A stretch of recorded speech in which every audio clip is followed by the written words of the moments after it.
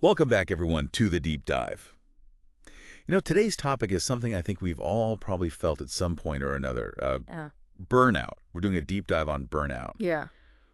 But we're not talking about just like being tired after a long day. Right. This is like, I'm talking about that. I remember this one time I was working on this project and it just felt like it was never ending. Oh, yeah. You know what I mean? Like I was just Okay. working. With tunnel vision. Yeah, total tunnel vision. Yeah. Sleep. Who needs sleep, right? I was basically living on caffeine and just willpower. Yeah. But one morning, like literally my system just crashed. The wall. It was the wall. And I think that's what burnout really is, isn't it? Yeah, it's interesting you say that because it is a slow burn. Yeah. And it really does deplete everything. Your mental, emotional, physical reserves, all of it. Like a phone battery that never fully recharges. Yes, exactly. Like you can plug it in, but it's never going to get back to 100%. Yeah. And it's not just stress, right? Because everybody experiences stress. It's like this chronic thing. Absolutely. It just doesn't go away with rest. Yeah, it's the breaking point. So we've got some really interesting material to work with for this deep dive on burnout. I'm excited to dig in. Yeah. So what are some of the things that really stood out to you from what we looked at? What are some of the big, I guess, causes that lead to this? Well, one of the first things that really jumps out is work culture. Okay. It's not just about like having a ton of work. Right. It's that constant pressure to be hustling, to be on all the time.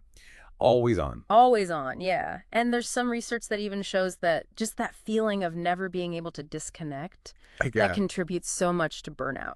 Makes sense. Because it's like you never get to recharge. Exactly. So you're just constantly drained. And that's a huge driver for sure. Yeah. It's like we're all on this treadmill. Yes. Going faster and faster. That's a great analogy. But we're not actually getting anywhere. So true. And that kind of ties into the whole technology thing too, right? Yeah. Oh, absolutely. Like smartphones. Social media, the constant notifications, the information overload. It's like the line between work and life is just blurred. It's gone. There is no line. Yeah. And it's like you said, that always on feeling. Right. You can't escape it. You can't escape it. So we've got work culture, we've got technology. But what about us as individuals? Are there certain personality types or things about us that could make us more susceptible?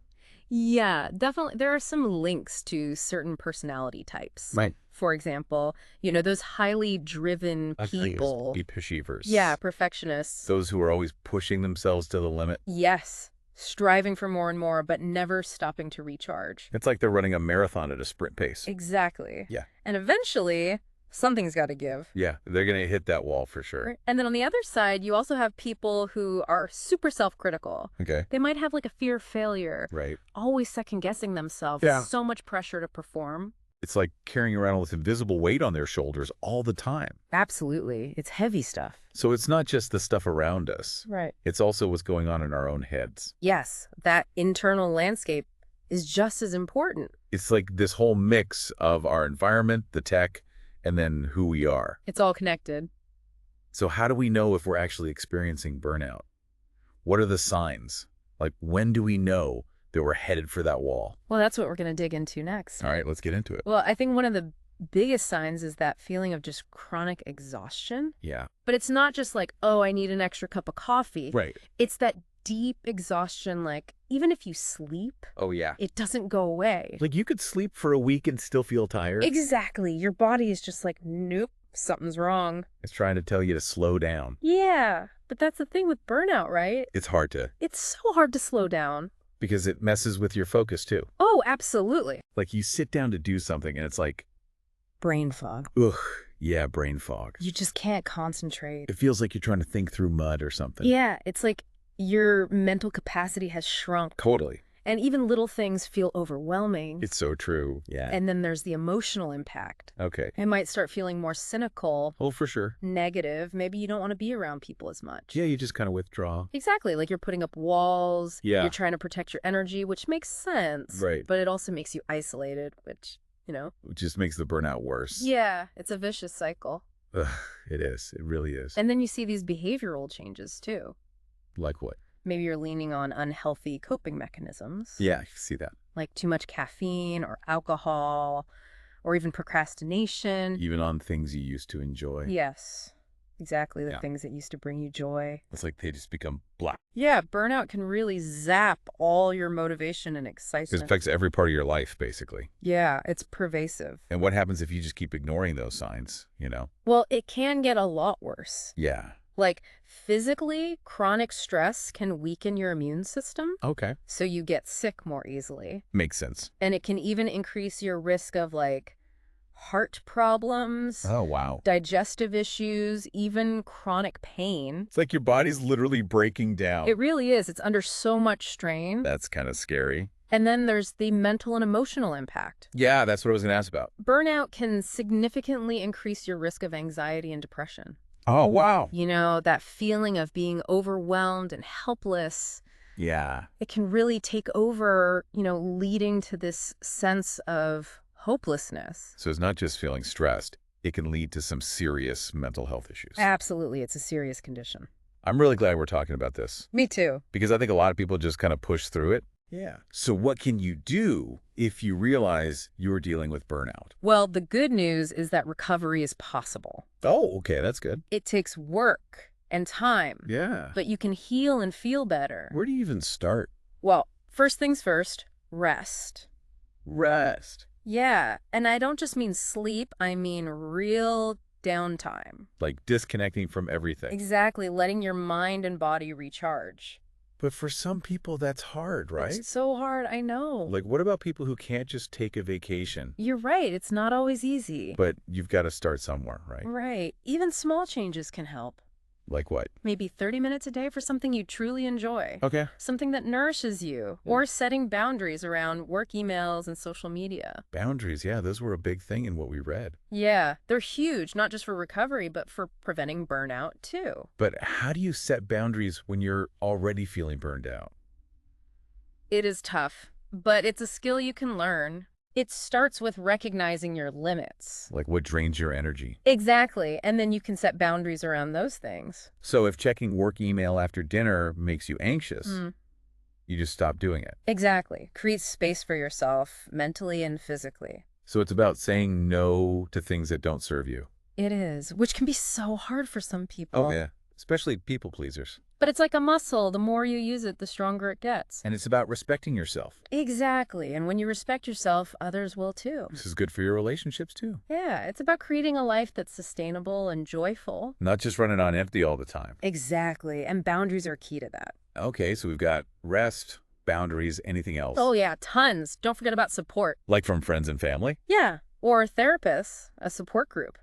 Just talking about it can help. It really can. It's like that saying, a problem shared is a problem halved. Kind of like that. And a therapist can give you tools to manage stress and anxiety. So support is important. Super important. What about those relaxation techniques? Like mindfulness, meditation, deep breathing. Yeah. Do those actually help? They can be so helpful. They calm your nervous system, reduce stress hormones, help you feel more peaceful. Like hitting a pause button on your brain. Exactly. Creating space for stillness. What about exercise? I know it's hard when you're tired. Yeah. But does it actually help with burnout?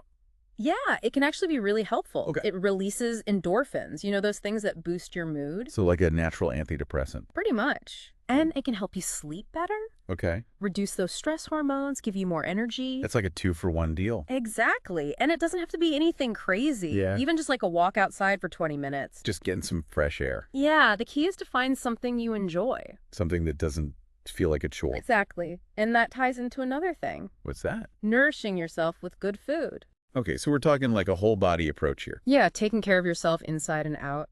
Makes sense. Because when you're burned out, it's easy to forget to eat. Or just grab whatever's quick and easy. Right, or sugary snacks for a quick energy fix. Oh yeah, been there. Or relying on caffeine to keep going. Yeah, but those things don't really help, do they? They might help in the moment. Right. But they don't fix the problem. They probably make it worse. They can, more fatigue, mood swings, trouble concentrating. It's like a vicious cycle. It is, but you can break it.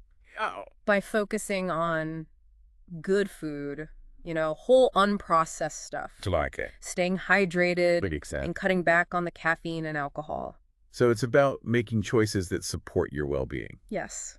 fueling your body properly. Yeah. So we've talked about rest, boundaries, support, relaxation, exercise, good food. It's a lot. It is. But is there anything else people should know? Well, one thing that's often overlooked is purpose. Yeah, like burnout can leave you feeling lost. Like you don't know what you're doing anymore. Exactly, like you've lost your way. Yeah, I can see that. So it's important to reconnect with what matters to you. Your values, passions, what brings you joy. Yes. It's about remembering why you do what you do. It's like rekindling that inner spark. Exactly. I love that. It's about finding that meaning again. So this deep dive has been so insightful. I agree. We've talked about so much. The causes, symptoms, risks, recovery. It's a lot to take in. Yeah. But I think the biggest takeaway for me is that burnout is not your fault. So important to remember that. It's often a sign that something needs to change. In your work, your life, something. So it's not about blaming yourself. No, it's about taking action. To make things better. Exactly. Whether that's setting boundaries, getting support, changing jobs, whatever it takes. And remember, recovery takes time. It's not going to happen overnight. There will be ups and downs. But you can do it. You can, with patience and support. Self-compassion. Yes. So important. So if you're struggling with burnout, you're not alone. We've got resources in the show notes. Please check them out. And don't be afraid to ask for help. There are people who care. Take care of yourselves, everyone. Remember, you're worthy of rest and joy. And a life that feels good. And be kind to yourself. You got this. Absolutely. Until next time, keep diving deep.